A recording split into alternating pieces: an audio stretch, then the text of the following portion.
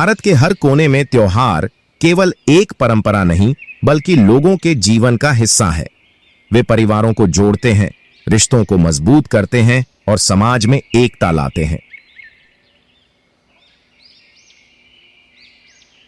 सुंदरपुर गांव का गुप्ता परिवार इसका जीता जागता उदाहरण था।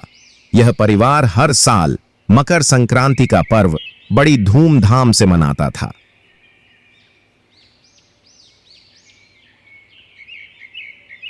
सुंदरपुर गांव प्राकृतिक सुंदरता का आभास कराता था।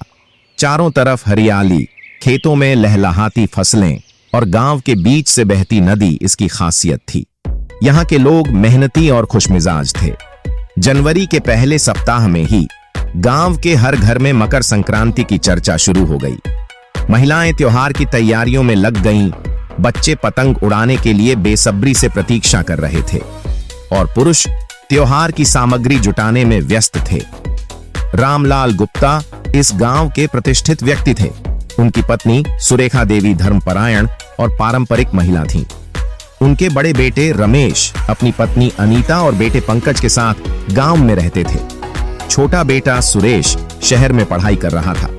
यह परिवार परंपराओं का गहरा सम्मान करता था। हर त्योहार पर पूरे परिवार का एकत्रित होना एक नियम था। इस बार मकर संक्रांति पर सुरेश भी शहर से लौटने वाला था। सुरेखा देवी ने पूरे घर को लीप पोत कर चमका दिया। आंगन में रंगोली बनाई गई और दरवाजे पर आम के पत्तों की तोरण लगाई गई।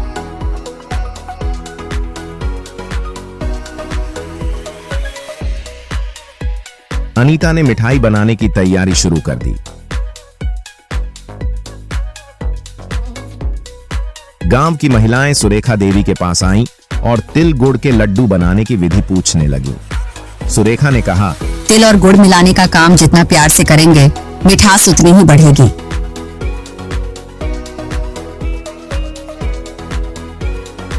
रमेश और पंकज बाजार गए, जहां पतंगों की दुकानें सजी हुई थीं।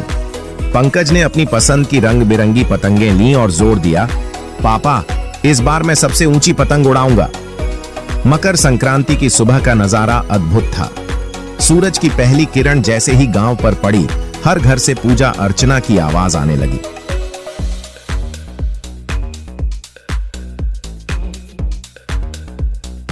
रामलाल ने पूरे परिवार के साथ नदी किनारे जाकर स्नान किया।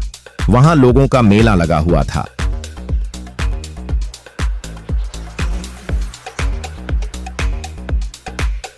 नदी से लौटने के बाद रामलाल ने घर के आंगन में सूर्य देव की पूजा की।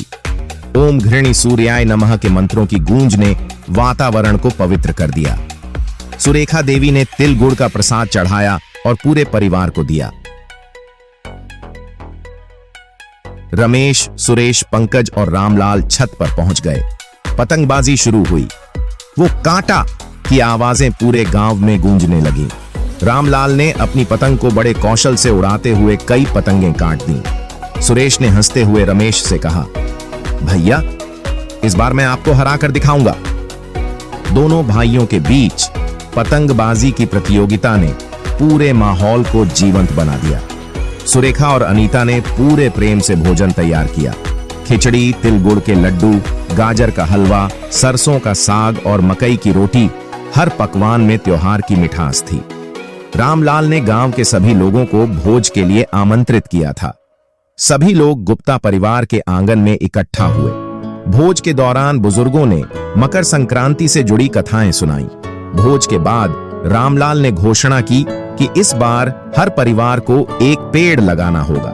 उन्होंने कहा, यह पेड़ हमारी आने वाली पीढ़ियों के लिए एक सौगात होगा। गांव के सभी लोगों ने इस प्रस्ताव का समर्थन किया। बच्चों ने खुशी खुशी वृक्षारोपण में हिस्सा लिया। पंकज ने कहा, दादाजी, यह पेड़ हमारे त्योहार की याद दिलाएगा। रात को पूरा परिवार आंगन में बैठा। रामलाल ने कहा, संक्रांति हमें सिखाती है कि जैसे सूर्य देव अपने पथ पर अडिग रहते हैं, वैसे ही हमें भी अपने जीवन में संतुलन बनाए रखना चाहिए। सुरेश ने अपने पिता से कहा, पिताजी, आपकी बातों से बहुत कुछ सीखने को मिला। अगली बार मैं भी गांव के विकास के लिए आपके साथ खड़ा रहूंगा। इस मकर संक्रांति ने गुप्ता परिवार और गांव के लोगों को एक नई ऊर्जा दी।